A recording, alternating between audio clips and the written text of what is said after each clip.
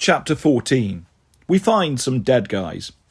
Things went downhill when we encountered Athena. At first, we were having a nice evening walk through Astoria with our demonic puppy, though he definitely needed training on the leash. The storefronts were all decorated for Halloween, the trees were dropping their yellow leaves, cooking smells from a dozen different restaurants scented the air. Astoria may be a famously Greek neighbourhood, but in New York, that just means more tavernas than usual mixed in with the taquerias, ramen joints and sushi bars. You never get just one kind of thing in this city. It's always every flavour all the time. That's why I love it. I was feeling a little wistful about this as we walked. I wondered whether the Bay Area would ever feel as much like home, and if I would live long enough to find out. Grover interrupted my reverie. "Over there, I smell something." "Nope," the puppy agreed. He started straining on his new leash. Well, his hand-me-down Hakuba leash, like he really wanted to cross the street. On the north side of 30th Avenue was a tree-lined park. It wasn't nearly as big as Gramercy Park, just a plaza with statues and benches, flanked on one side by a playground structure and the other side by a basketball court. After my wrestling contest with a cranky god in Washington Square Park last month, I didn't want to visit any more playgrounds. This time, I'd probably be forced to play a pickup game of horse with the god of lost dogs. I'd probably fail at that too. Annabeth slipped her mind into mine. "It'll be okay. I know this place. Let's go." In front of the park, a sign read Athens Square. Nope didn't care about that, but he thought the iron fence was really interesting. He sniffed all the P messages from the other dogs and then lifted his leg and hit reply. The plaza was dark and empty, always a good sign when you're looking for trouble. Greeting us near the entrance was a statue of the goddess of wisdom herself, Athena in her battle armour. She had one arm extended palm up, as if demanding, "Am I a joke to you?" "Hi, Mum," Annabeth said. "Just looking for a hellhound." I waited for the statue to smack me upside the head, but it remained motionless. On Olympus, Athena probably found it more amusing to keep me in suspense. Nope tugged harder on his leash, dragging me further into the plaza. Once he was full grown, he was going to be a lot of fun to walk, probably way too much for the meagre powers of Alley Boy. The central courtyard was tiled in grey and white diamond-shaped stones that made me feel dizzy looking at them. At the far end stood 3 Greek columns, very on brand, and 2 statues of dudes in robes who I assumed, wild guess, were probably ancient Greeks. In front of the columns was a circular dais tiled like a compass rose. This was probably where the locals had events in the summertime, but to me the whole place screamed human sacrifice. I'd been offered up as a human sacrifice too many times in my life already. That wasn't what I wanted to go trick-or-treating as this year. Nope pulled me toward the dais. As we got closer, I saw a large dark stain splashed across the compass rose, like someone had tossed a bucket full of ink on it. "Whoa, boy," I said, tugging him back. Maybe we shouldn't." Nope didn't listen, and neither did Annabeth. She ran ahead to check out the stain of liquid evil. Nope thought it smelled amazing. It bubbled and hissed around the edges, reminding me of Hecate's shadow portal on the W train. I was afraid the goddess might pop out and demand Transylvanian pastries. Grover sniffed the darkness. "Hakuba made this. Definitely. She was either shadow trailing here or shadow travelling out. I'm not sure which." In the distance, someone screamed. A familiar howl echoed through neighbourhood, the war cry of a dog, but much too deep and loud for any earthly canine. "I'm going to guess Hakuba's still around," I said. We raced toward the sounds of terror. Across the street from the basketball court was a kebab joint called Sal's Souvlaki. From half a block away, we could see diners rushing out of the restaurant, screaming and stumbling over one another, holding pointy kebab sticks, even though their mums had probably told them not to run with sharp objects. "Rats!" one yelled as he ran past us. "Huge rats!" "Oh, great," I muttered. When mortals look through the mist and see rats, you can be pretty sure they're not actually rats. As Nope towed me along, I fished my pen sword out of my pocket, because I too loved to run with sharp objects. Grover trotted beside me. "If Hakuba's inside," he said, "maybe we can coax her out with—" "Oh no!" He slammed on the brakes. Imagine his hooves had brakes. Annabeth grabbed my arm and pulled me back, almost snapping me like a wishbone between her and the eager pup. "Hakuba's not inside," said Annabeth. "Look." She pointed toward the 5th-story roofline, looming over Sal's Souvlaki. Looking like a proper superhero and not some knock-off alley-dwelling sidekick, was Hakuba herself. Her front paws planted on the coping stones, her eyes glowing balefully, her fangs bared. She seemed to be sniffing the fear in the air and enjoying herself immensely.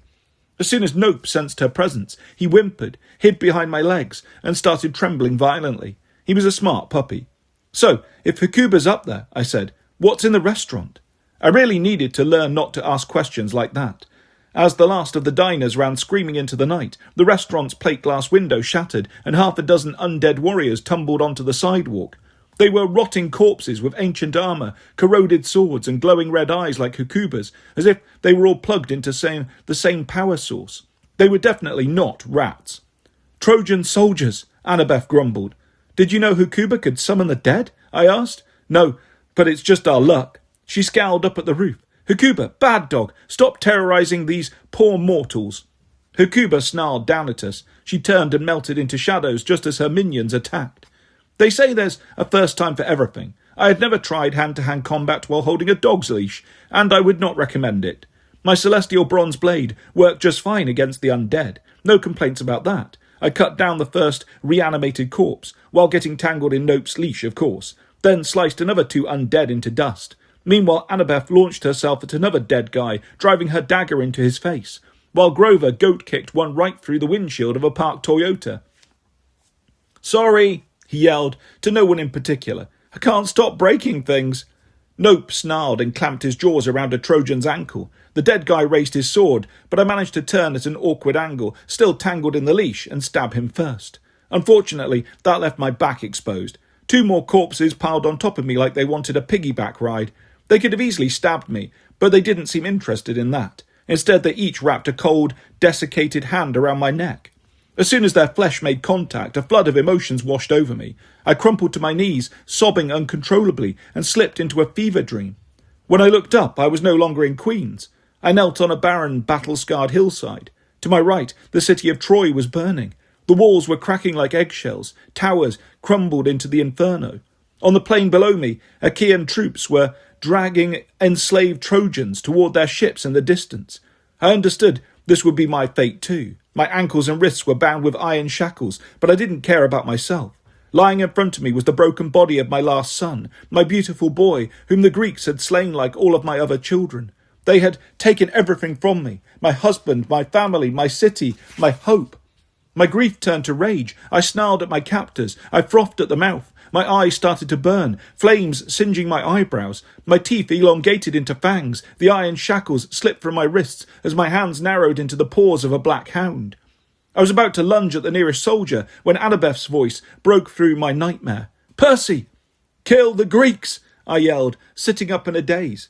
The dreamscape was gone. Annabeth and Grover had dispatched the last of the undead warriors. Nope licked my face trying to help, but rage and grief clung to me like a bad case of motion sickness. I crawled to the curb and threw up, as you do when you're a hero. Even Nope didn't want any part of that. He hid behind Annabeth's legs. Grover put his hand on my shoulder. "You okay there, buddy?" I shuddered. "Did we get them all?" "The Trojans, yeah, but Hakuba got away." "What happened to you?" Annabeth asked me. No judgment in her tone, just concern. I told them what I'd seen and felt. I was Hakuba, I said. "I don't think she's trying to kill anyone. She just wants to make them feel her pain." Annabeth frowned. Thousands of years of grief, thinking about how her children died. Poor Hakuba. "Who is presently terrorising Queens," Grover said, "and wasting perfectly good food." "You're a vegetarian," I reminded him. He looked offended. "There are vats of innocent tzatziki sauce in the restaurant." "Tzatziki sauce?" I was too weak to argue. Annabeth and Grover helped me stand. Nope supportively peed on my shoe. "So we failed," I said. "We didn't even get to try our cute puppy bait." Nope whimpered. I guess he didn't like the word bait. "The night's not over," Annabeth said. "I get the feeling Hakuba won't stop until she's worn out or, Right on cue, from a few blocks away, a new round of screaming shattered the evening calm. "Can you walk?" Grover asked me. I replied by running toward the screaming, as you do when you're a hero and you're done throwing up. Chapter 15. I fail at dog diplomacy. Our next lucky winner in the Terrorizer Greek establishment contest was Papu's Pastries. Papu himself was out front, at least I assumed he was the owner. He was a grandfatherly guy with a helmet of white hair, a splotchy apron wrapped around his belly, and meaty arms swinging a push broom toward a mob of dead Trojans while he screamed at them in Greek. Grover stumbled to a stop. "Looks like he's got things under control." Rats! Papu cowled at us in English, maybe looking for sympathy. I can't have rats in my bakery. He had a point. The undead come and go, but the New York City Department of Health is forever. Rats would get his kitchen shut down immediately. We'll take care of it, sir, Annabeth promised. She pulled out her dagger and started weaving among the undead, stabbing them one by one. This was impressive and all, but it made it difficult for me to help her. My sword was better at slashy than stabby, and I did not want to slashy Annabeth. That would make her mad. Grover waded in with hooves of fury. Nope barked and bit undead ankles. After my last experience, I didn't want to touch any cursed flesh, but I used Riptide's hilt to bash some Trojan noses, which sounds like the name of a really bad punk band. Annabeth yelped as an undead hand brushed her neck. She crumpled, which was enough to send me into slashy mode. As Grover dragged Annabeth to safety, I showed the Trojans the sharp edge of my ballpoint pen, and wow, I really need to come up with some better heroic expressions. Once all the Trojans were dust, I rushed to Annabeth's side. I'm fine, she said, though her legs wobbled when she tried to stand. Grover locked eyes with me, clearly worried, but when Annabeth says she's fine, you have to respect that, at least until she's ready to talk about it. She did seem to recover a lot quicker than I did. Papu held his broom at attention and gave us a warrior's salute. You are excellent rat killers. Thanks, Annabeth said. Would you like some baklava? I don't think the rats got into it.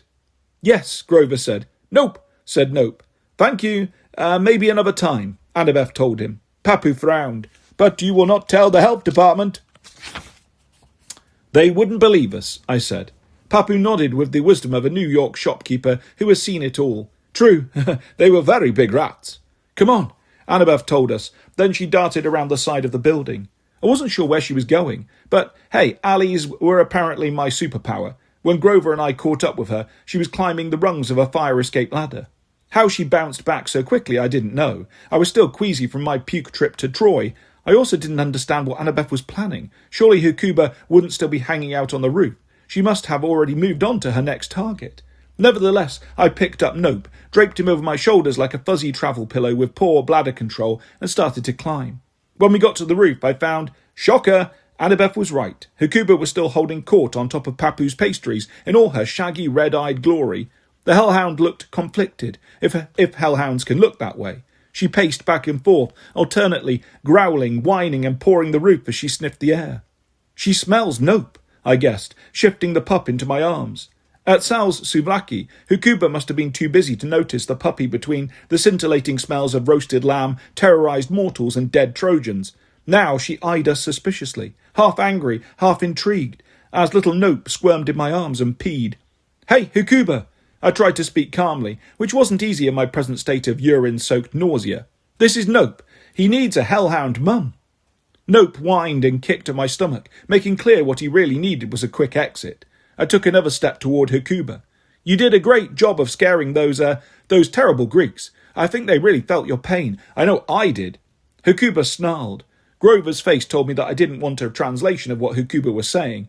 Annabeth nodded at me to keep going. She held Hakuba's leash behind her back, but I didn't want anybody trying to attach it to Hakuba's collar until the hellhound calmed down a little more. If she calmed down. I tried to remember how I talked to Mrs. O'Leary. It seemed so natural with my own hellhound friend. With Hakuba, it was more like talking to Hera, a godly queen who didn't much like me and could also maul me to death. We really miss you at home, I said. I'm sure Gail is worried about you, wherever she is, and if you're still gone when Hecate gets back, she'll be really sad. More growling. I sensed that Hakuba had mixed feelings about her housemates. I know you're probably enjoying your freedom, I said. I get that, but I found this poor puppy abandoned on the streets, and I thought about you. Such a good mother to your own kids. You suffered so much when they died. I thought you'd understand how to take care of this poor little guy. Nope whimpered. I imagine my pea-soaked pants were really helping to spread his scent around. Grover stepped next to me. He whispered to Nope in a soft whine, most likely saying, This big, bad, scary hellhound will not kill you, probably. She might adopt you. This would not have calmed me down, but it seemed to help Nope. He stopped struggling quite so much. Hakuba licked the air, then raised her snout as if to say, Bring it here, it looks tasty. I'll take him, Annabeth said. If anyone got bitten in half by Hakuba, I wanted it to be me, not Annabeth. But she didn't ask my opinion. She cradled the pup, while at the same time passing me Hakuba's leash on the down low. "When she's calm enough," she whispered. "Be cool about it." I said. Annabeth bounced Nope in her arms, cooing and calling him a good boy. Hakuba sniffed and growled, watching. "Annabeth's smart," Grover murmured. "She's modelling being a loving mum. That should make Hakuba jealous." "Is that a good thing?" I asked. "Watch," Grover said. Annabeth approached Hakuba and let her sniff the pup. Nope's butt. Check. Nope's face. Check. Drool, pee, earwax. Everything appeared to be in order. Nope squirmed, careful not to meet Hakuba's eyes, but he seemed to be warming up to the big mama beast. "There now," Annabeth glanced back at me. "What good dogs." Oh, right, that was my cue. Grover and I moved closer. For a moment, we all stood together like one big, happy, strange family. Maybe it was just an echo of my fever dream, but I felt like my own grief was unknotting. A hellhound-sized lump of sadness that had been twisted in my chest was finally starting to loosen. I realised how much pain Hakuba had been holding on to over the centuries. She'd only been able to express herself in growls, howls, and the occasional raising of the dead. Now maybe she could remember the good parts of being a mum, the joy of caring for somebody, small and cute, a son. I caught a glance from Grover. He was beaming at me like, "See, Annabeth will make a great mum." Dude, I thought, one thing at a time. I'm still working on college applications. But I couldn't deny the feeling. It was nice to be gathered around little Nope, protecting him and showing him love, though I wasn't going to sniff his butt. Sorry, I have limits. Finally, Hakuba stuck her muzzle in Annabeth's face and pushed her back a step. The message seemed to be back off. "Fake mum, I got this." "Okay, no problem," Annabeth said. "I'll just let Percy." She handed Nope back to me while giving me a look that said, "Now." I really don't know what she expected of me. Maybe hand-eye coordination? I guess I was supposed to take Nope with one hand while cleverly moving in to attach Hakuba's leash to her collar, all while making gentle cooing sounds and not letting on that I had an ulterior motive. She should have known better. I can't even chew gum and breathe underwater at the same time. Believe me, I tried. I ended up swallowing both the gum and the salt water. I cradled Nope in my left arm and found the end of the leash with my right hand. I managed to click it into place on Hakuba's collar, but I wasn't exactly subtle about it. I just put enough tug on Hakuba's collar that she lurched back, realising what I'd done, and fixed me with those big red eyes. "Did you just—" "Everything's fine," Annabeth promised the dog. "Coo," Grover added. Everything was not fine, or coo. Enraged all over again, Hakuba reared like a horse. She took off across the roof. Unfortunately, the other end of her leash was wrapped around my wrist, so I got yanked along, desperately holding on to Nope. I was pulled off my feet. A dark portal swirled at the edge of the roof, and as Hakuba jumped through it, Nope and I were sucked into the shadow world. Chapter 16.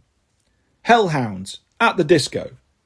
Ah yes, water skiing behind a hellhound through a nightmare landscape while holding a pee-prone puppy, or, as we call it in the demigod business, just another Wednesday night. I had shadow travel before. Mrs. O'Leary had taken me to some interesting places I never wanted to see again.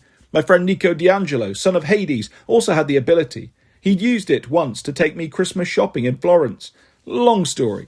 But as I was dragged along behind Hakuba, I started to think that maybe Mrs. O'Leary and Nico had gone out of their way to shield me from the worst effects of shadow surfing.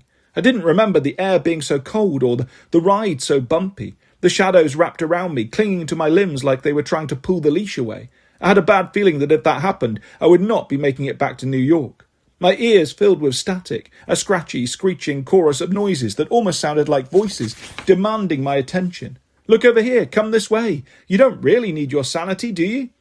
At least Hakuba's leash was tightly wrapped around my wrist. Otherwise, I might have lost my grip, both literally and figuratively. If Nope had tried to squirm free, I wouldn't have been able to hold on to him. But he seemed perfectly content to enjoy the ride. He sniffed and barked at the shadows with a joyful "Nope, nope, nope."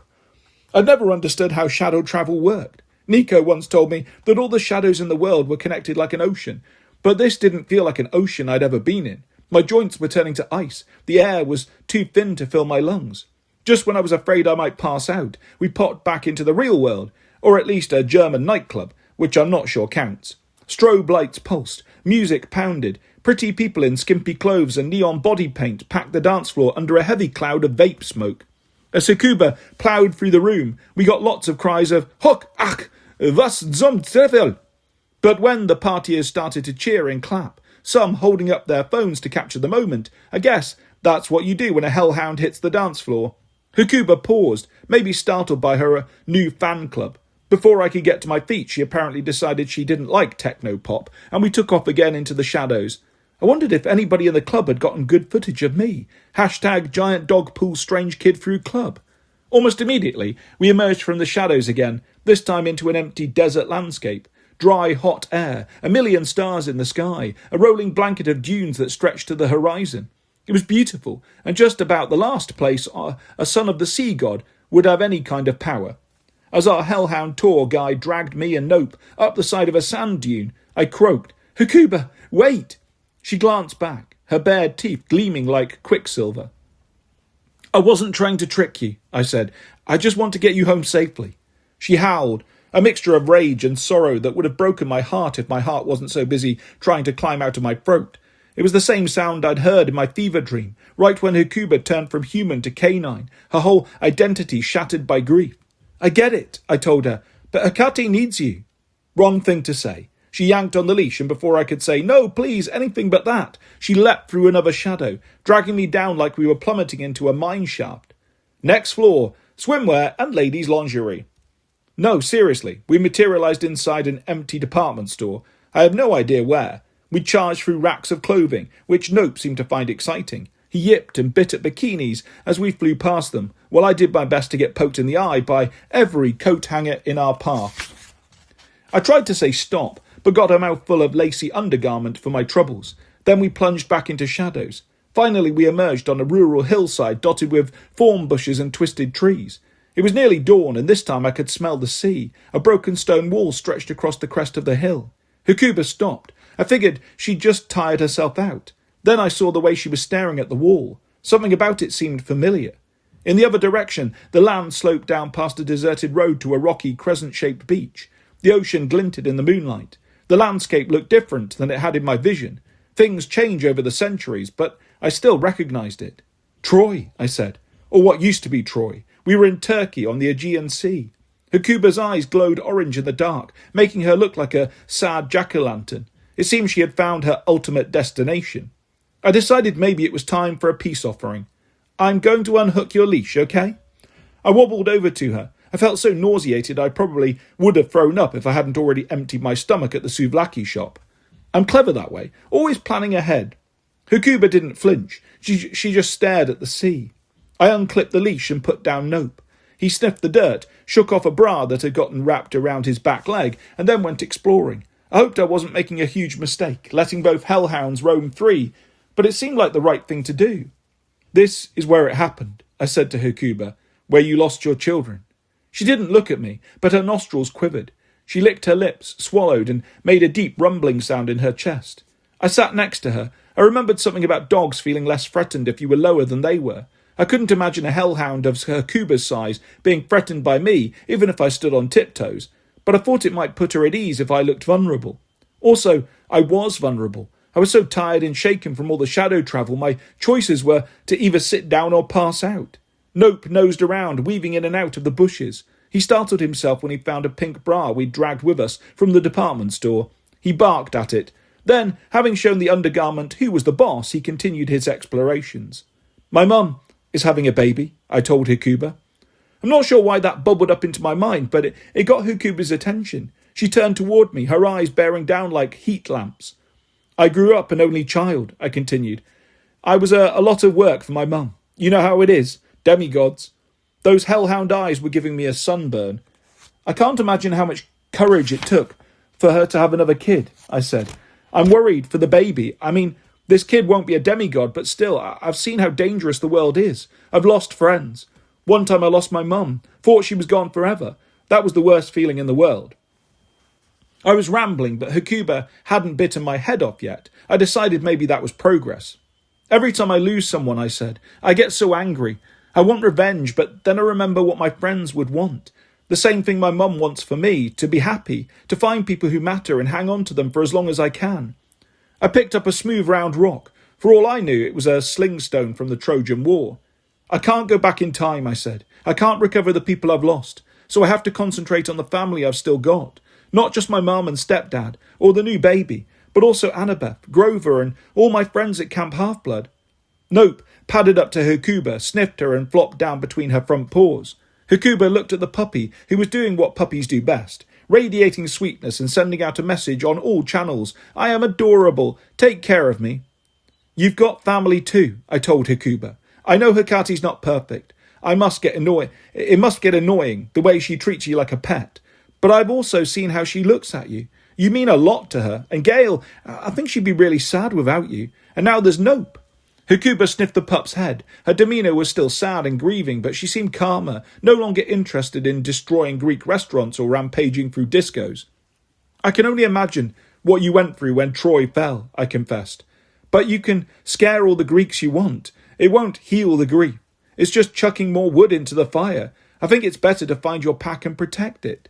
Hakuba growled. Okay, I said, maybe pack isn't the right word. I don't know why Hekate turned you into a hellhound. Gods are weird. I have a friend whose dad once turned her into a tree. Maybe Hekate saved you the only way she knew how. It's not perfect, but it's still love. Hakuba gazed at the ocean, a view she'd probably seen thousands of times when she was mortal. She'd watched the Greek ships anchor off that coast, ready for war. She'd watched her children die in battle on that rocky beach before the walls of her doomed city. Finally, she pressed her nose against the top of Nope's head. She inhaled his scent like she was committing it to memory, making it a part of her. Then she looked at me and tilted her head. Ready to go home to New York? I asked. You'd make a lot of people happy, and selfishly, I'd appreciate Hekate not killing me because I lost you. She put her paw on the leash. That's fair, I said. No leash. When Hekate gets back, I'll try to convince her to give you more freedom. We won't mention the whole terrorising Astoria thing. Hakuba grunted. Maybe she was agreeing with me, or maybe she was just saying they deserved it. I managed to get to my feet. I gathered up the sleepy puppy. Hakuba knelt and allowed me to climb onto her back. Let's go home, I said. I'm not sure how we made it back. As soon as we passed into the shadow world, I lost consciousness, but Hakuba must have made sure I didn't fall off. The next thing I remember, I was staring at the glittering ceiling in the great room of the manse, and Annabeth was tucking a blanket around me. Good job, hero, she said. I'm not even going to ask why you have a bikini bottom wrapped around your ankle. She kissed me on the forehead, breathing in deeply as if to memorize my scent like Hakuba had with Nope. I blacked out and dreamed of puppies, which was a lot better than my usual dreams. Chapter 17. Grover Gets Grounded. Kids, always remember to shadow travel responsibly. If you overdo it, that post-shadow hangover is a killer. By the time Annabeth and Grover woke me up the next morning, it was already 7:30. I should have been showered, dressed, and giving aspirin to my homework by then. You needed the sleep, Grover said. So did they. He pointed to Hakuba's dog bed. The Queen of Troy was curled up and snoring, with Nope tucked contentedly up against her belly, making happy little yips in his sleep. Next time I saw Mrs. O'Leary, I owed her a large chew toy. Without her, we never would have found the pup that brought home Hakuba. She was in no mood for a morning walk. Annabeth gestured to the front door, which was now reinforced with a vertical tabletop on duct tape hinges. Nothing but the best security for us. Really wore herself out last night. Here, eat and tell us what happened. She'd made me breakfast, a bacon, egg and cheese bagel sandwich. If I hadn't already been in love with her, that would have sealed the deal. Grover was also in love with my sandwich because he kept stealing bites while I told them about the midnight ride of Percy Jackson. Oh, a German nightclub. Grover nodded vigorously. Was it Berghain? I've always wanted to go there. I frowned. I didn't figure you for a nightclub guy. Are you kidding? I can hoof boogie with the best of them. I've still got that wedding dress outfit from the Sea of Monsters too, he sighed. And maybe someday. I decided I didn't want to know any more about Grover's secret disco dreams at the moment. It was bad enough we'd probably have to cancel our Halloween party tomorrow. At some point today, unless we managed to solve all our problems, I would need to remind Grover to send warnings to all our friends not to come unless they wanted to watch us get incinerated. But I didn't have the heart to bring that up right now. I don't suppose Gale turned up on her own, I asked. Annabeth shook her head. That's your job for today, you and Grover. My spirits lifted.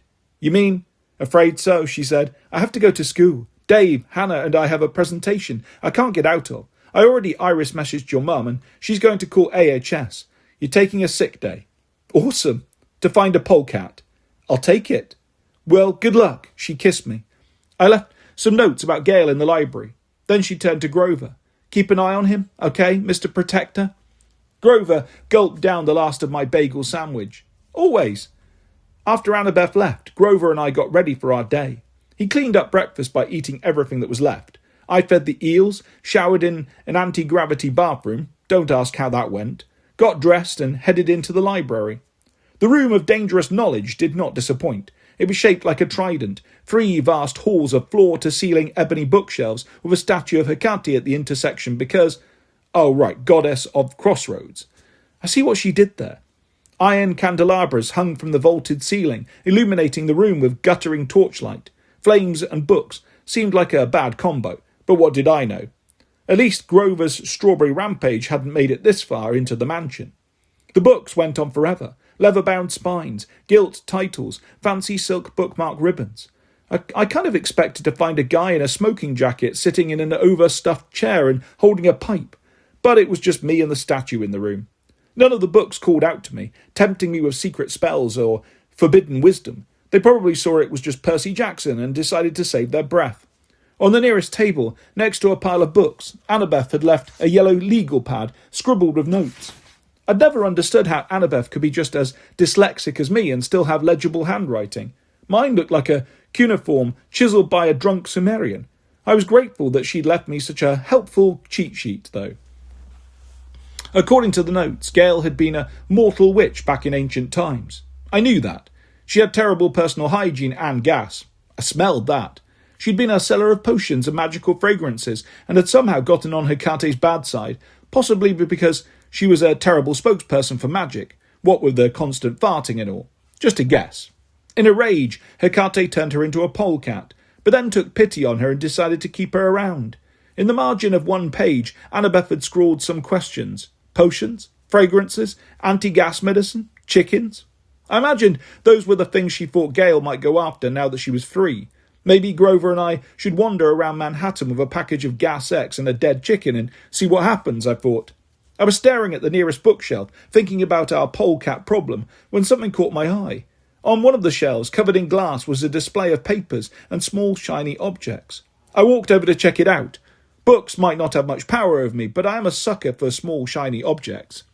On the left side of the display were yellowed pamphlets with old-timey lettering with titles like Practical Forcery and Potion for Beginning Youth. In the middle, a flyer for Hecate's School of Magic, 1913 to 1914 academic year, had been ripped to pieces, then matted and framed that way, as if Hecate wanted to memorialise the moment of rage when it was shredded. On the right was a collection of old seeing devices, binoculars, monocles, some contact lenses preserved in a bottle of solution, and 6 pairs of children's eyeglasses. Yeah, not creepy at all.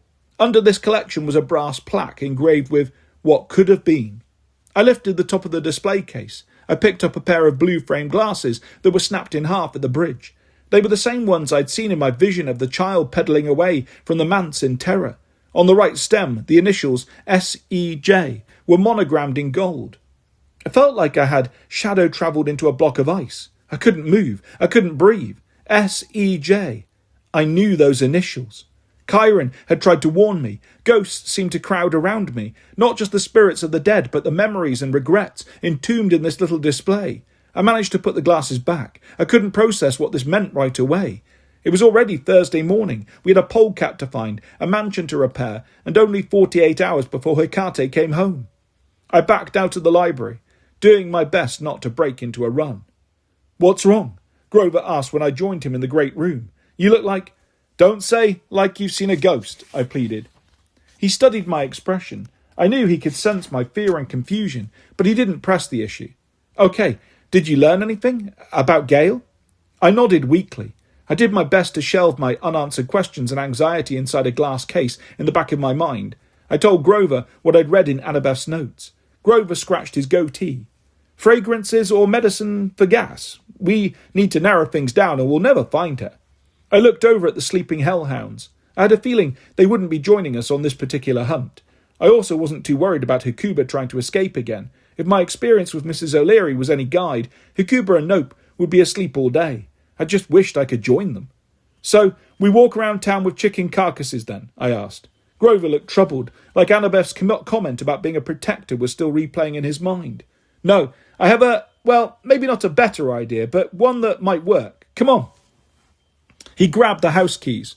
Where are we going? I asked. I need to ground myself, he said, just for a few minutes. He led me across the street to Gramercy Park. I wasn't sure what Grover had in mind. Maybe he just needed a moment to refocus his thoughts in a natural environment. Peaceful spots like that are tough to find in Manhattan. I didn't realise that when he'd said ground himself, he'd meant literally cover himself with the ground.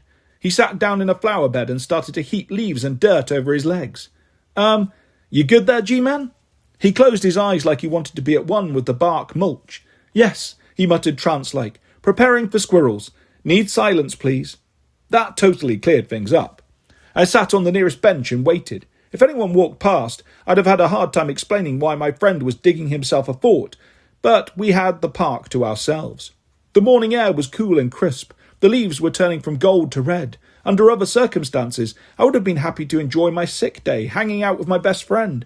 But last night's trip was still making my stomach churn. I felt like I'd ingested some shadows along with a few lacy undergarments. My short visit to Hecate's library hadn't helped either. After a few minutes, Grover was almost completely buried up to the waist. I was getting worried. I wanted to say something like, "Can I get you something or anything? More leaves? More dirt?" Then the squirrels began to arrive. 3 scrambled down the nearest tree trunk and hopped onto Grover's back. Another raced out of the bushes and leapt onto his shoulder. 2 were tunnelled through the leaves and skittered up Grover's legs.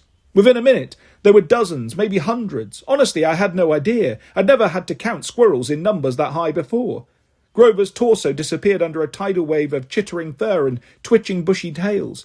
Somewhere in the mix of brown and grey, I spotted one very large black rat who quickly disappeared in the sea of its squirrely comrades. Grover?" One of the squirrels turned and barked at me like, "Silence, human!" Apparently the park's vegetation wanted in on the fun. The nearest tree roots started snaking toward Grover. Vines wrapped around his chest. Tree branches bent and swayed, trying to reach him. Grover's eyes rolled back in his head. He started to shake. I couldn't take it any more. "Okay, that's enough," I decided. I marched over, ready to kick some squirrel posterior in my usual heroic fashion, but the party ended on its own. The squirrels broke formation and scattered in every direction. The rat was the last one to leave the sinking satyr.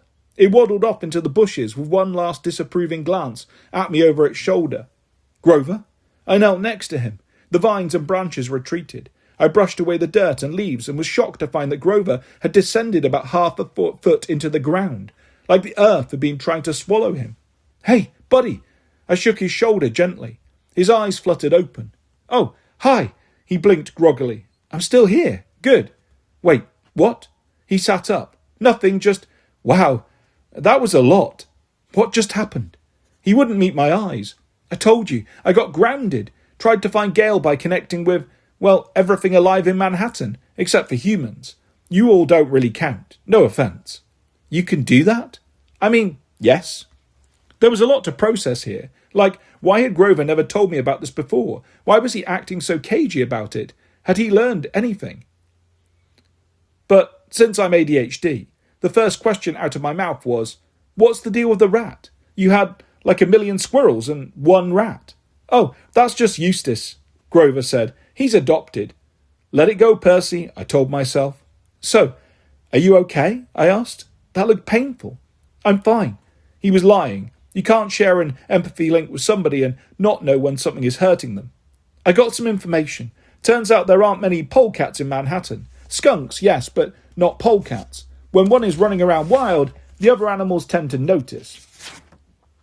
The last time one was seen was Tuesday on Lafayette Street. I tried to picture where he was talking about. Like in Chinatown. "I don't know how far downtown," he admitted, "but Lafayette starts around 9th Street, right? We could head down there, just start walking south." It sounded like a good as plan as any. I also kind of appreciated the randomness of it. An Annabeth plan would have been more effective, more targeted and more logical, but just start walking was the kind of thinking I could support. I helped him up. We went to check on the hellhounds and found them still sleeping. Leaving them alone wasn't optimal, but nothing about this week had been optimal. We put out fresh food, told the eels we'd be back and headed downtown. SOD NYC was on our route, and I stopped and left a message with Annabeth's dorm advisor, so when Annabeth got out of class she'd have some idea of where we were going. We continued walking. Every now and then I glanced at Grover, who seemed even shakier than I'd felt after all my shadow travel. A few times he stumbled, and once I caught his arm. "Are you sure?" "I'm fine," he insisted. "You won't have to, ground yourself again when we get closer, will you?" He laughed weakly. "No, that would be No." I stopped, took him by the shoulders and made him look me in the eye. "Grover, what aren't you telling me? Why haven't I ever seen you do that before, with the squirrels and everything?" He hesitated. I got the feeling he was about to faint. "Come." I sat him down on the nearest bench, which happened to be outside a bakery. It wasn't Papu's pastries, but the stuff inside smelled pretty good. "Wait here a sec." I went in and bought a slice of strawberry cheesecake for Grover, plus a couple of iced teas. I figured food might help get him his energy back. As he nibbled his cake, I said, "Okay, tell me." He shrugged listlessly. "It's just grounding myself like that. It's pretty powerful magic. I can only do it because I'm a cloven elder." Grover was too modest. He rarely talked about it, but after the Battle of Manhattan, he'd been promoted to the council of the 3 most important satyrs in the world, which in my mind made him an elite boss. "It's dangerous?" I guessed. "Oh, nothing I'd worry about," he said. "Not a big deal. It's just when I do that, when I connect with nature on that level, there's always a small chance—" "Yes?" He nibbled more cheesecake. "That I might dissolve into nothing." Chapter 18. I Smell Trouble, a new fragrance for men. Call me alarmist, but the idea of my friend dissolving into nothing seemed like a pretty big deal to me. I expressed this in my usual calm way. "What?" I shouted, and made the nearest fire hydrant explode, accidentally, mind you. The top of the hydrant shot into the air like a billionaire's rocket, somersaulted a few times, and landed in the middle of 8th Street. "Grover!" "I know. Do you?" I paced back and forth, trying to contain my horror. A manhole cover by my foot blew open. "How could you? Why? Can you sit down before you destroy any more city property?" I paced back and forth a few more times before I was composed enough to join him on the bench. By then he had finished his cheesecake and both iced teas, because he eats when he's nervous, or when he's not nervous, or just when there's food in the vicinity. "Look, Percy." He started picking at his fingers. His nails were more tagged than I'd noticed in a while. His goatee quivered. "I feel so bad about Hecate's place. I'm responsible." "Dude, you're not." He gave me the sad eyes, the trembling lower lip. We could have been right back in 6th grade, when he used to hide at the back table of the cafeteria after getting bullied by the other kids at Yancey Academy. "Except, maybe I am," he said. "I was thinking Monday night, before everything went wrong. If you get this letter of recommendation, there'll only be one more to go. Then you'll be ready for college, and you and Annabeth will be gone, and I'll still be here." That hit me like a fastball in the stomach. All the anger got knocked right out of me, leaving nothing but guilt. "Grover, oh man, we'd never leave you. You can come out to stay any time, and we'll be back." He sniffled. "I know, it's just, I hate it. I'll miss you too, and it's selfish, so I haven't said anything. I want to help, I really do, but part of me wonders. Maybe that's why I drank that strawberry potion. Subconsciously maybe, but still, just to sabotage things. What if I did that? I couldn't live with myself." I counted to 5. I didn't want to jump in too fast because I got the feeling another denial wouldn't help and I'd just end up flipping more manhole covers. "We should have talked about this before now," I said. "That's on me. I should have realised how hard this was and how it's going to be on you, man." He wiped a tear from his cheek. "It's not your fault." "Don't do that," I said gently as I could. "Don't brush it away." "The tear?" "No, dude, the importance of what you're telling me. Look, I don't know what happened with the strawberry potion. I don't know if Hecate was setting you up to fail or what. But I do know that nothing on earth is worth losing my best friend. We'll figure this out. Just please, no more grounding yourself. I'm the one who should be apologising. I should have been thinking about how you felt rather than stressing about getting into college." He sniffled. "Well, you should stress out about college a little. Thanks, man. Because I've seen your GPA. Just come here."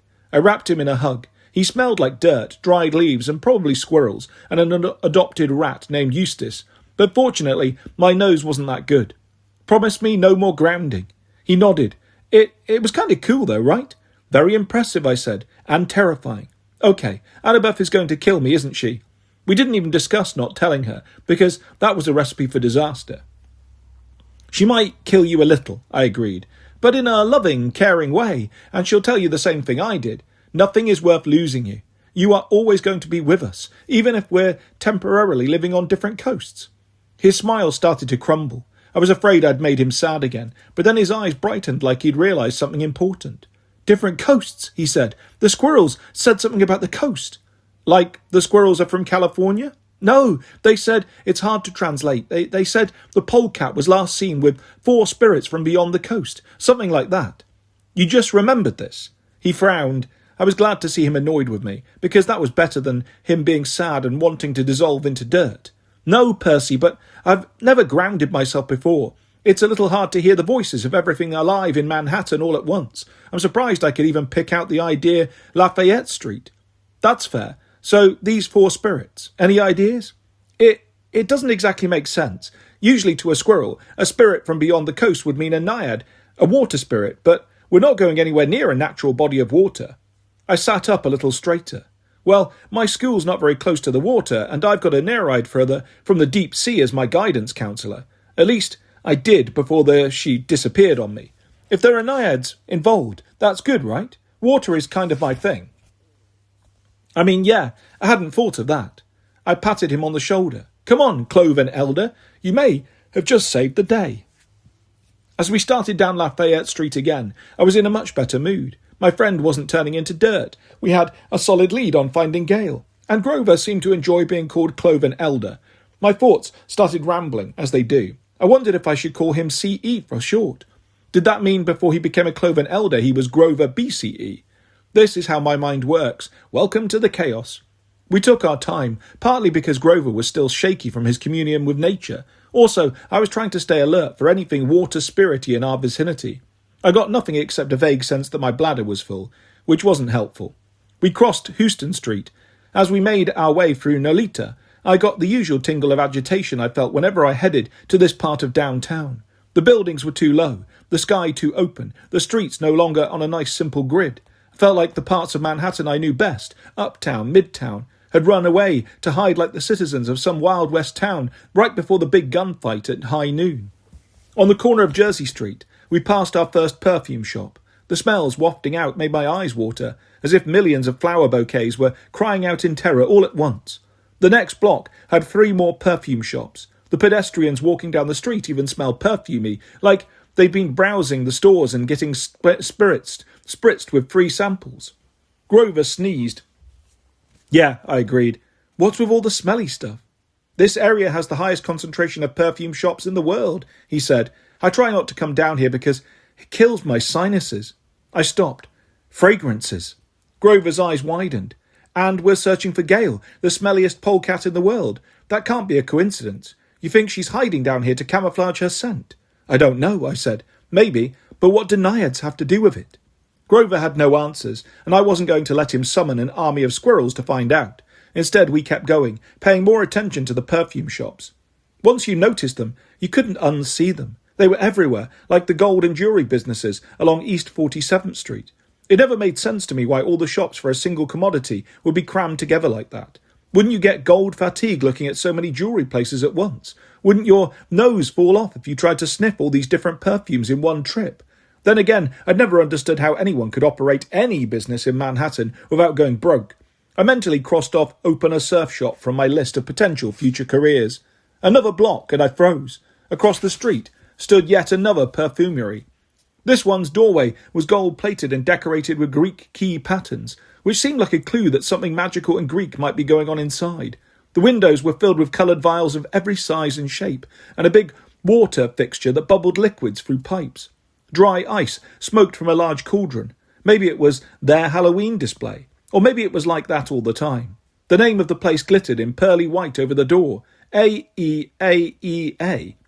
I guess they'd spent all their money on the storefront decorations and hadn't been able to afford any consonants for their sign. What is it? Grover asked. Not sure, I said. The name of that place mean anything to you? Grover tried to pronounce it. It looks like something Hephaestus might scream when he drops a hammer on his foot. I really hoped Hephaestus hadn't heard Grover's comment, because we didn't need another god mad at us. Something feels off, I said. Then I noticed the woman behind the sales counter, talking with a customer. She looked like a typical salesperson in a high-end store. She wore an elegant deep blue dress and gold dangle earrings. Her dark hair was cut in a kind of Cleopatra-style wedge. She smiled at her customer coolly, all aloof and fashionable, like she was sending the message, "Buy my products, and maybe you'll look as beautiful as I do." Something about her was familiar, like we were standing in the same river, the current running straight from her to me. "She's a naiad," I said. Grover nodded. "You're right, I can sense it now. Wow, you're good. What do we do now? Go ask nicely if she's seen a farting polecat?" "If you can sense her," Grover said, stepping back, "do you think she can sense you?" I wished he hadn't said that. I think it made me send an extra sea god kid radiation or something. The lady turned and looked out the window as if she'd heard somebody call her name. Our eyes locked. Her face turned into a mask of pure hatred. She said something to her client, probably, "Excuse me, I have to kill someone," and then she snatched up a few perfume samples and marched straight toward us. Chapter 19. Oops, I killed you again. The naiad stormed out of her store and across the street, ignoring a honking cab and a swerving delivery truck. I didn't like the many vials she carried in either hand or the murderous look on her face. She was definitely targeting me, not Grover. "Maybe step away from me," I told him, "if she starts splashing that stuff around." "Not happening." Grover stood firm, his fists clenched, like today was his day to laugh in the face of death, squirrels and also perfume. I deliberated whether to draw my sword. I didn't want to escalate things. Also, swords aren't much good at repelling liquids. I had other ways to do that. The woman stopped at the curb a few feet away from us. She snarled, "You shall not pass." "Wait, I know that line," I said. "It's from the wizard guy in The Lord of the Rings." She momentarily lost her murderous look in confusion. "What? What?" I repeated. "Maybe it's the other wizard," Grover offered, "from the other movie. No, I'm pretty sure it's Percy Jackson." The woman howled. "How dare you show your face here?"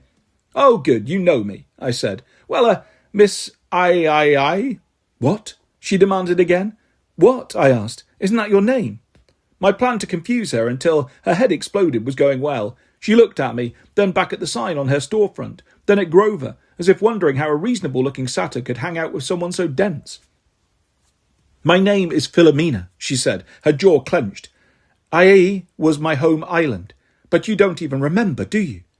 "Oh, He totally remembers," Grover offered. "He never forgets a friendly face. He told me all about you. He helped him. You helped him on Ai, when he was on the island of Ai, which is where you're from." He nodded so vigorously I worried his horns would fall off. Maybe he thought he could make her believe him, through sheer enthusiasm. "I never helped him," she snarled. "I was not his friend." "Oh, he never forgets an enemy face either," Grover said. "That's what I meant to say." Philomena wagged her finger at me, which couldn't have been easy while holding a bunch of vials. "My sisters and I won't tolerate your interference. If you think you'll deprive me of my turn with the weasel." "Your turn?" I asked. "Sisters?" "It's not a weasel," Grover muttered, but I elbowed him to be quiet. "Where is Gale?" I asked. "Wouldn't you like to know?" she screamed. "That's kind of what I just said. Sorry, how do you know me? I can tell I offended you at some point, and I apologise for that, but I offend so many people." "Bah!" She threw a fistful of vials at our feet. My first instinct was to put myself between Grover and danger. Grover's first instinct was to put himself between me and the same danger. We ended up running into each other and both being directly in the splash zone. 5 different fragrances splattered us from the waist down, and noxious purple fog started to rise around us. I recovered my senses, yelled, "Aye!" because it was on my mind, and blasted the potion fog right back at Philomena. "Ah!" she complained, now speckled head to toe in magical whatever it was. "How dare you!" She burst into a fine, rose-scented mist. The rest of her vials clanked on the asphalt and rolled into the nearest storm drain. Grover and I looked at each other. Our legs were starting to smoke. I cursed, and then concentrated as hard as I could to pull every bit of potion off my friend. Droplets floated away from his cargo shorts and his fur like a cloud of bees. I must have gotten carried away because sweat popped from his pores too. Tears floated from his eyes. I threw the cloud of moisture at the pavement. My blood was starting to hum. My skin burned. I closed my eyes and used my last bit of strength to expel the liquid from my system. The next thing I knew, I was passed out on the sidewalk. Grover was shaking me. Hey, wake up," he said. My eyes fluttered open. "What? Are we still alive?" "Thanks to you," he said. "How do you feel?" "Super thirsty." "Yeah, I think you dehydrated us. Here." He handed me a Gatorade. Where did you get this? I mumbled. How long was I out? About an hour. What? Just saying that made my lips crack. I had a throbbing headache. I decided just to sip my Gatorade. Grover offered me eye drops and some lip balm. I've been trying to moisturise, he said. Thank goodness you dehydrated us right next to a drugstore.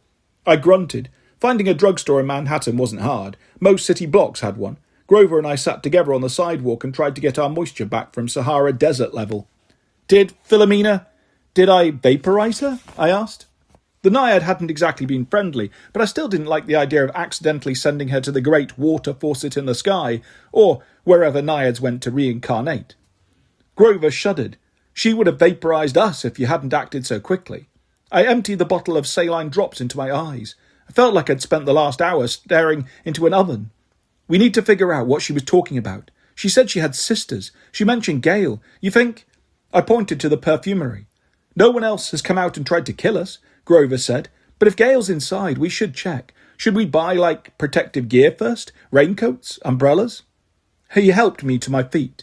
Nah, I said. Anyone else starts throwing potions, I'll go full hurricane on them. Those sounded like fighting words. How heroic did I feel marching across the street and into Aie, ready for battle, only to find the place empty except for a college-age sales dude with green hair, typing away on his phone while humming along to an all-violin version of So Yesterday. That's right, I felt pretty heroic. Hey, I love this song, Grover said. Shh, I said, I'm trying to be intimidating. I marched over to Green Hair, who looked up at me and sighed, then squinted at the door like there might be somebody more interesting coming in behind me. I thought you were my boss. She left like an hour ago and I'm supposed to go on a lunch break. He typed for another few seconds and then apparently remembered he was supposed to be working. He looked up and said, Help you? Not in a friendly way. More like obviously you won't be buying expensive perfume, kid. Can you stop bothering me? Your boss is Philomena, I guessed. Afraid so, he sighed. Oh, please tell me you're not a friend of hers. He said that as if it were physically impossible. Do her sisters work here? I asked. He was so shocked he actually put down his phone. Are you kidding? She has sisters. That is so sad for them. I'll take that as a no. And I don't suppose you have a polecat in the store. A what? Asked Greenhair. It's a type of mustelid. Grover pitched in, kind of like a weasel, but you can tell the difference from the hair pattern around their eyes. I suspected Greenhair's brain disconnected somewhere around the word mustelid. No, he said. No polecats. I could have demanded to search the place, but I believe Greenhair was telling the truth. He seemed way too apathetic to spend energy lying. If he were secretly a monster, I wanted to encounter more monsters like this, who just didn't care, hated their job and wanted to go on lunch break. Never mind, I said. Has anything been different in the store the last couple of days? Greenhair snorted. You mean aside from our new product line? He gestured toward a nearly empty display table. The only thing on it was a little placard that read, Miracle by AA. What's miracle? I don't know, complained Greenhair. The last 2 days, it is sold out in 10 minutes. It's supposed to make you irresistible, but I've never even gotten a free sample. I frowned at Grover. You think that's what she doused us with? Greenhair snorted. Philomena doused you with something. Not likely it was a miracle. That stuff is pricier than gold. You smell more like... He wrinkled his nose. Dry number 2. Of course I would get doused with dry number 2. So, let me guess, I said. Philomena started producing Miracle on Tuesday. Greenhair went back to his phone screen. I guess. You would think having a new hit product would make her happy, but she's meaner than ever. Keeps grumbling about having to share. Grover and I locked eyes. I was starting to think our polecat friend was being used for nefarious Naiad capitalism, though I wasn't sure how. Who would Philomena share with? I asked. Absolutely no one, said Greenhair. She has competitors? Everyone, but she really hates this place. Greenhair took a business card from his shirt pocket and showed me the name, Fancy Water. They're 2 blocks away. I keep this card handy so when she fires me, I can go work there. That'll teach her. Someone she hates, Grover mused. Maybe a sister? Bet you a vial of rose-scented dissolving fluid, I agreed. Then to Greenhair. I'd go ahead and lock up for the day. I don't think Philomena will be back in time for your lunch break. Chapter 20. We get dangerously fancy. Fancy Water had as much foot traffic as I would have expected from a perfume shop called Fancy Water, meaning none. Grover and I watched the place from across the street. Nobody went in, nobody went out. No one looked at us funny. No polecats farted in our general direction. The facade was more low-key than Ayers. Instead of big picture windows, the main entrance was all frosted glass. I couldn't see inside and had no idea what might be waiting to kill us and or spritz us with fragrance. I could, however, sense a water spirit close by. It wasn't something I normally would have noticed. Like, I don't walk down the street and see little glowing blue dots pop up like I'm playing a Pokemon game. But once I've been told to be on the lookout for water spirits, I can put myself in that frame of mind. When I get close enough, I can pick up their presence, like I've walked into a microclimate where the air pressure is a little different. A naiad's in there, I said. You sense Gale at all? Grover frowned. I don't have weasel radar. Polecat. Oh, stop. I smiled. It felt good to get back to our normal banter, even if we were on a dangerous Cologne-related stakeout. I knew we should march right into the shop. The day was a wasting, and a mustelid's life might be at stake. But still I hesitated. Maybe almost getting vaporized had made me wary. Or maybe I was learning to be more careful as I got older. No, that probably wasn't it. I've been thinking about Gale's past, I said. She was a mortal witch, right? Apparently really good at making potions. Grover nodded. So maybe she came down here looking for a place to hide out. Philomena figured out who she was. If Philomena offered her a job making whatever miracle is, Gale could be raking in the polecat bucks. I considered that. If Gale feels appreciated, she might not want to leave, and if there are 3 more potion-throwing naiads involved... Grover shivered. This could get ugly. You sure we don't want to buy some rain ponchos? I wished I knew more about Greek witchcraft. I usually tried to deal with such things by stabbing the magic maker as quickly as possible and or running away. When it came to how fast a witch could zap, what they could zap you with and how to prevent such zappage, I was in the dark. I don't think waterproof clothes are going to be enough, I decided. It's a store, right? Whoever's in there, they won't necessarily know who we are. Let's pretend to be customers. Except Philomena recognised you. I frowned. Right, and I have no idea where we met. Do you? Grover shook his head. It seemed like she knew you, not me. I could go in alone. No way, I tried to think. It wasn't easy without Annabeth to do 90% of it for me. Let's just bluff it out. We go in looking for a gift. If a naiad recognises me, I'll improvise. Grover scratched his horns. Let me take the lead. Not to criticise your improv talents, but, Fine, I said. We can do this. I said this not because I believed it, but because, 1, I wanted it to be true, and 2, I was impatient and needed to do something, even if that something was dangerous. We strolled across the street. Grover pushed open the door, which made a chirpy electronic welcome beep. Inside, the great wall of smell smacked me in the face. So much patchouli, ginger and pumpkin that my eyes watered.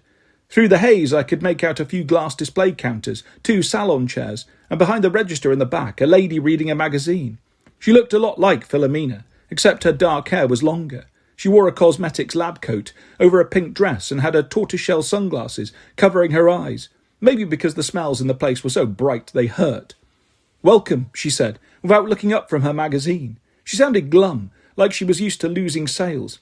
Let me know if I can help you with anything. Thanks, Grover said. I scanned the shop. There were no polecats on duty, no raw chicken carcasses or bags of weasel wafers. The place was spare and kind of depressing, but the sales lady was definitely a naiad. I could feel the water energy rolling off her like a river current. So far, she didn't seem to sense me. I wanted to keep it that way. Grover strode up to the counter, smiling. I'm looking for a gift. For my girlfriend. She's a juniper bush. The lady did a double take. I was across the room, pretending to browse, but out of the corner of my eye I could see her reassessing Grover, realising he was a satyr, and then switching into Greek myth mode. Like, okay, you're magical. I'm magical. Let's make a deal. I see. She gave him a cautious smile. A juniper dryad. What's the occasion? Is it her bloom day? No, just an early Saturnalia present, Grover said. If I don't do my holiday shopping ahead of time, I get overwhelmed. Oh, I understand. Very thoughtful. Have you been in the shop before? I don't remember you. No, but I've heard great things. Grover Underwood, Cloven Elder. He put out his hand. After a moment of shock, she shook it. A Cloven Elder. Her smile warmed to just above tepid. It's an honour. And your name is... Fancy? He guessed. I've heard you make the best water. She pursed her lips like she was trying to stay polite and not yell at the VIP. My hand crept toward Riptide in case things went south, but Grover seemed to be selling his act as a harmless knucklehead, which was usually my role. Actually, it's Sylvie, said the Naiad. Sylvie? No, Sylvie with a B. Oh, of course, Grover said. That is much fancier. So, what would you recommend for my juniper? Well, let's see. Sylvie scanned the display cases. Juniper pairs well with citrus, say grapefruit or orange. Citrus makes me sneeze, said Grover.